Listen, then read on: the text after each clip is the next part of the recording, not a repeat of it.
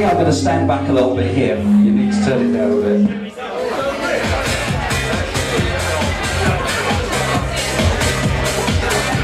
Try now. There we go. Right, good evening, ladies and gentlemen. You'll have to excuse my voice, I'm slightly croaky. I've had a long day at school.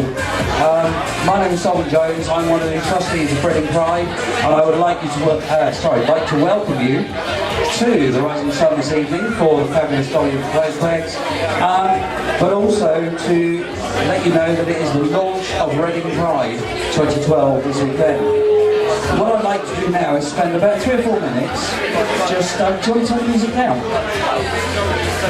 Cool, thanks, because I turn it right off, I can't hear what I'm saying, sorry. I'd like to tell you a bit about why we still have Reading Pride. This is our 9th year, and since our humble beginnings in 2004, we've seen Reading Pride grow and go from strength to strength. But we've also started to witness changes throughout the world towards the acceptance of LGBT community issues and all that's related paraphernalia. It's organisations such as Reading Pride that actually paved the way for those changes to happen. Many people ask why we still need the Reading Pride Festival. And as you see, even in the media these days, there was a story about a gentleman called Tyler Clementi. He jumped to his death following a Twitter posting after being secretly filmed of him kissing another man in a university dormitory. Joe and Jane public still think we have full equality, and every year at Pride the press asks us why we need that Pride. Why don't we have a straight Pride? To answer the question, perhaps we need to think about the history of the Pride movement.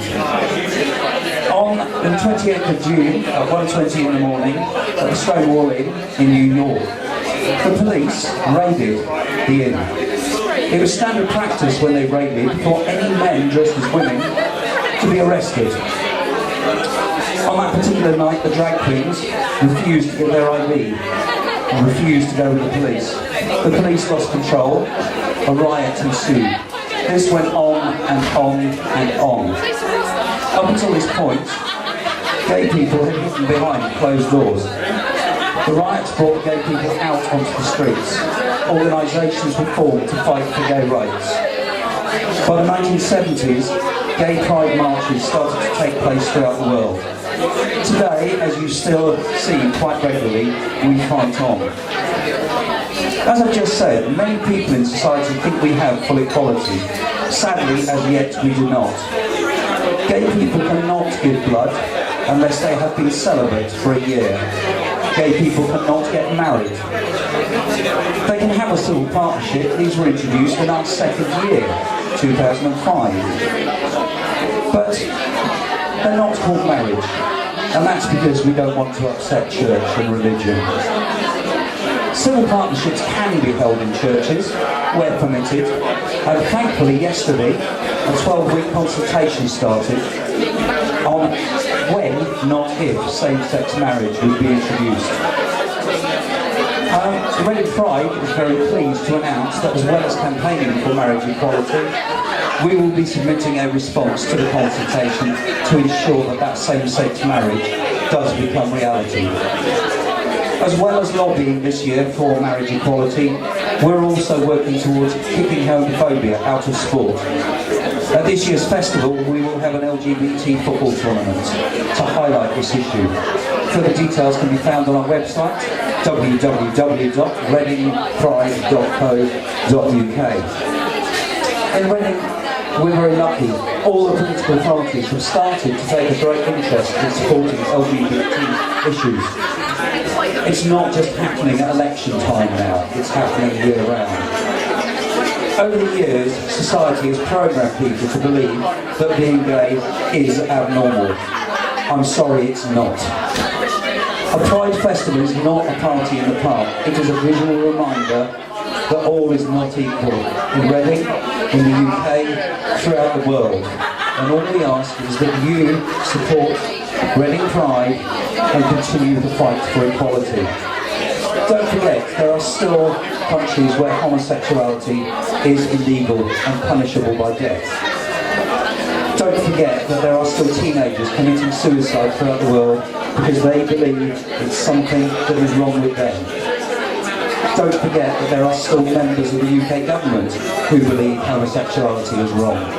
Do not forget, as we've seen this week, that there are still religions which teach that homosexuality is a sin.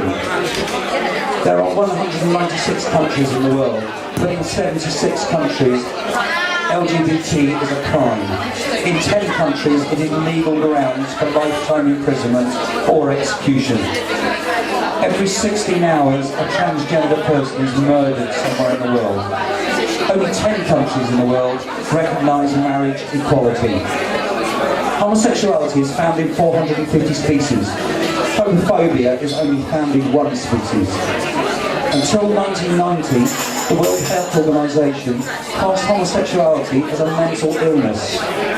20 years is a very short time to change world opinion. Whilst these views and others still exist, there is still a need for pride. Until we have full equality for society, in all aspects of society, we will continue to see mistreatment and suffering because of our sexual orientation.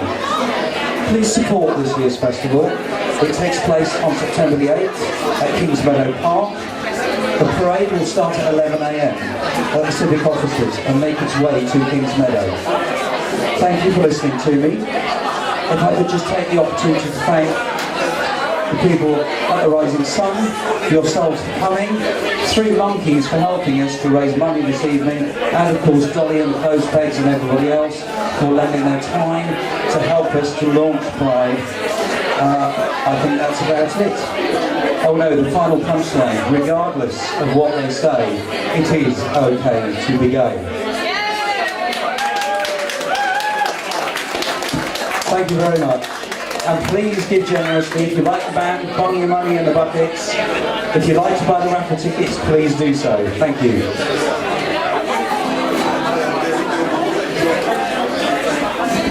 Thank you very much, Selwyn. Branding us all white is the cause that we still need a Pride event.